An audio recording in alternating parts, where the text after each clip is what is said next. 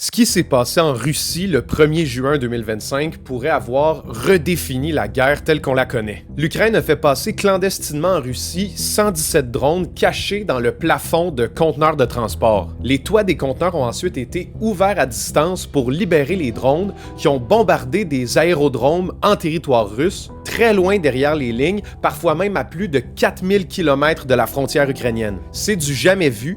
41 avions ont été détruits, le tiers de la flotte d'aviation russe selon l'armée ukrainienne. On peut bien se douter que les aérodromes russes qui ont été attaqués étaient très mal défendus compte tenu de la distance de milliers de kilomètres qui les séparent du front. Maintenant, des experts d'un peu partout considèrent que cette nouvelle tactique a changé à jamais la façon de faire la guerre. On savait déjà que l'armée ukrainienne utilisait énormément de drones pilotés à distance pour repousser les troupes russes, mais cette nouvelle stratégie-là ouvre un monde de possibilités. Pensez-y un instant, si une armée est capable d'infiltrer des drones en territoire ennemi, il n'y a plus de limite puisque ça permet de frapper des infrastructures critiques à faible coût, considérant qu'un drone FPV conventionnel, ça coûte quelques centaines de dollars. C'est fascinant, mais c'est aussi inquiétant puisque ça demande de repenser complètement les systèmes de défense militaire actuels.